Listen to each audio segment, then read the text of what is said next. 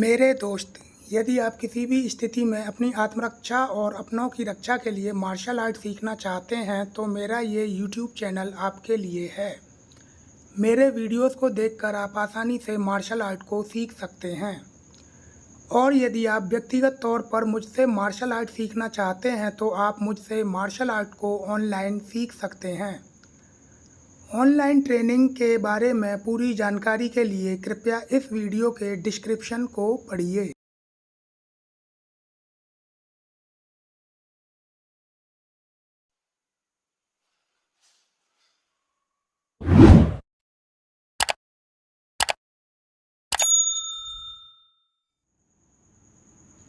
नमस्कार, मैं हूं प्रभात और इस वीडियो में मैं आपको बताने जा रहा हूं कि मार्शल आर्ट में स्टेप जैब और स्टेप क्रॉस पंच को एक के बाद एक किस तरह से थ्रो किया जाता है।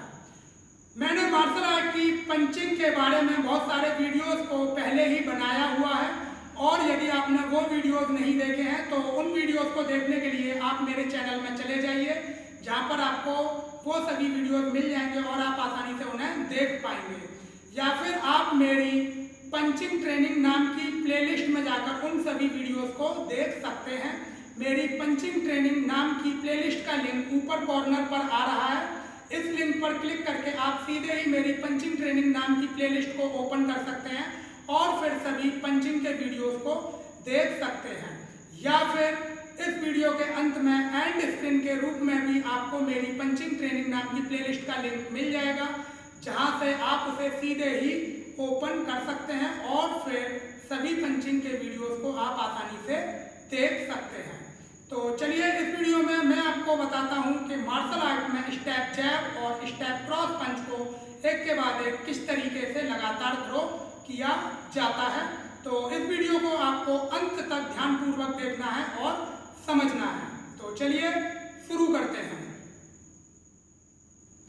ओके, तो स्टेप जैब क्रॉस पंच को एक के बाद एक थ्रो करने के लिए सबसे पहले आपको अपनी प्रॉपर फाइट पोजीशन में आ जाना है।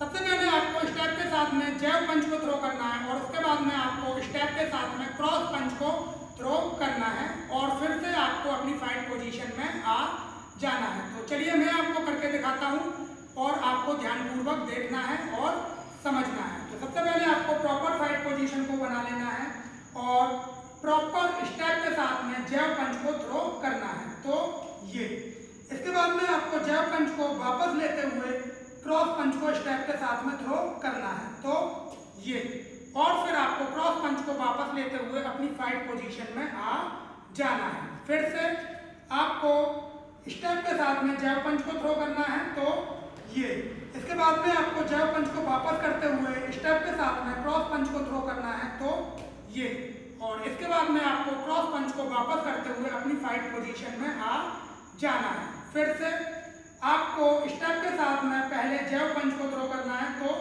ये इसके बाद में आपको जैब पंच को वापस करते हुए स्टेप के साथ में क्रॉस पंच को थ्रो करना है। तो ये और इसके बाद में आपको पंच को वापस करके अपनी फाइट पोजीशन में आ जाना है। सेम मैं इन पंचेस को आपको फाइट पोजीशन को बदलकर फिर से थ्रो करके दिखाता हूं। तो आपको अपनी प्रॉपर फाइट पोजीशन को बना लेना है और पहले आपको स्टेप के साथ में जैब पंच को थ्रो करना है। तो ये इसके बाद में आपको जैब पंच को वापस करते हुए स्टेप के साथ में क्रॉस पंच को थ्रो करना है। तो ये और इसके बाद में आपको क्रॉस पंच को वापस करते हुए अपनी फाइट पोजीशन में आ जाना है। फिर से पहले आपको स्टेप के साथ में जैब पंच को थ्रो करना है। तो ये इसके बाद में आपको जैब पंच को वापस करते हुए स्टेप के साथ में क्रॉस पंच को थ्रो करना है। तो ये और इसके बाद में आपको क्रॉस पंच को वापस करते हुए अपनी फाइट पोजीशन में आ जाना है। फिर से आपको प्रॉपर फाइट पोजीशन को बनाना है और पहले आपको स्टेप के साथ में जैब पंच को थ्रो करना है। तो ये उसके बाद में आपको जैब पंच को वापस करते हुए स्टेप के साथ में क्रॉस पंच को थ्रो करना है। तो ये और इसके बाद में आपको क्रॉस पंच को वापस करते हुए फिर से अपनी फाइट पोजीशन में आ जाना है। तो इस तरीके से आपको स्टेप के साथ में जैब और क्रॉस पंच को एक के बाद एक थ्रो करना होता है। और अब मैं आपको इन पंचेस को दोनों साइड से थ्रो करके दिखाता हूँ, जिससे कि आपको अच्छी तरह से समझ में आ जाए। ओके, तो अब मैं इन पंचेस को आपको दोनों साइड में थ्रो करके दिखाता हूं, तो आपको ध्यानपूर्वक देखना है और समझना है। तो सबसे पहले आपको अपनी प्रॉपर फाइट पोजीशन को बना लेना है। सबसे पहले फाइट पोजीशन को बनाने के बाद में आपको पहले स्टेप जैव पंच को थ्रो करना है, तो ये। इसके बाद में जैव पंच को वापस करते हुए आपको स्टेप क्रॉस पंच को थ्रो करना है, तो ये। और फिर क्रॉस पंच को वापस करते हुए आपको अपनी फाइट पोजीशन में आ जाना है। फिर से सबसे पहले आपको स्टेप जैव पंच को थ्रो करना है, तो ये।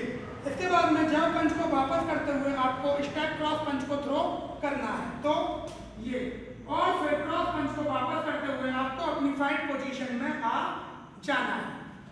फिर से पहले आपको स्टेप जैव पंच को थ्रो करना है, उसके बाद में जैव पंच को वापस करते हुए आपको स्टेप क्रॉस पंच को थ्रो करना है, और उसके बाद में क्रॉस पंच को वापस करते हुए आपको अपनी फाइट पोजीशन में आ जाना है।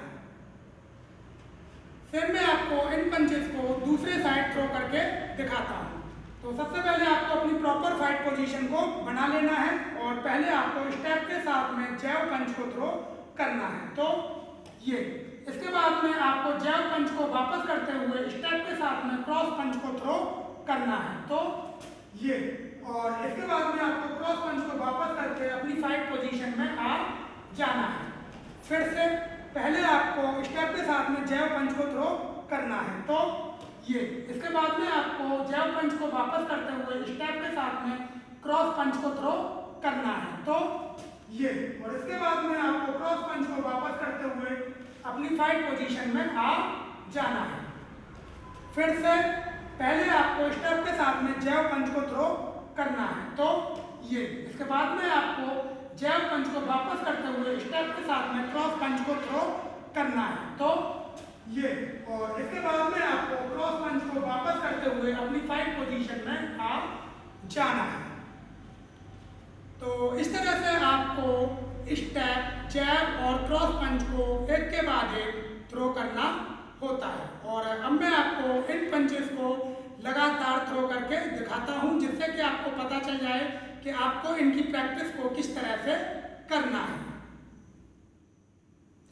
ओके, तो स्टेप जैव क्रॉस पंचेस को लगातार एक के बाद एक थ्रो करने के लिए सबसे पहले आपको प्रॉपर फाइट पोजीशन को बना लेना है, उसके बाद में आपको स्टेप जैव और उसके बाद आपको स्टेप क्रॉस को थ्रो करना है, और फिर से फाइट पोजीशन में आ जाना है। तो चलिए मैं आपको करके दिखाता हूँ।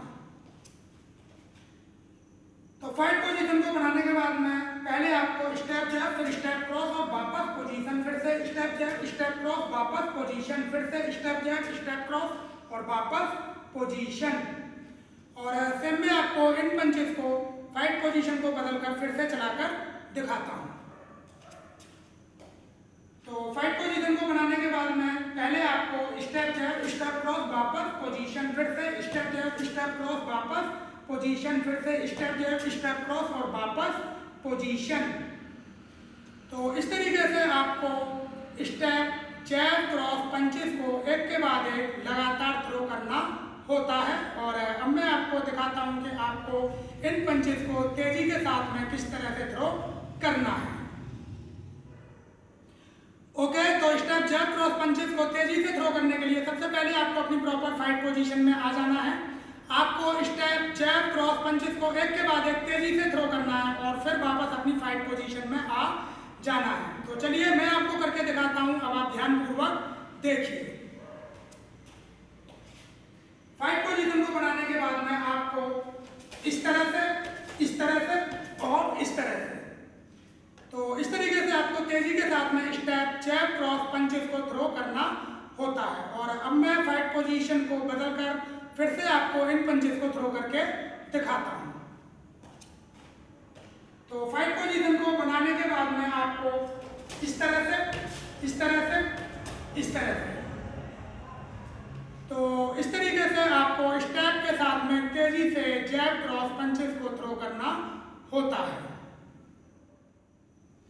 ओके, तो ये था मार्शल आर्ट में स्टेप जैव क्रॉस पंचेस को एक के बाद एक लगातार थ्रो करने का तरीका। जो मैंने आपको बताया। मुझे उम्मीद है कि आपको अच्छी तरह से समझ में आ गया होगा कि स्टेप के साथ में जैब क्रॉस पंचेस को लगातार एक के बाद एक किस तरह से थ्रो किया जाता है। तो आप अपनी प्रैक्टिस में जैब क्रॉस पंचेस को स्टेप के साथ में मेरे द्वारा बताए गए तरीके के अनुसार ही थ्रो करें और प्रैक्टिस करें।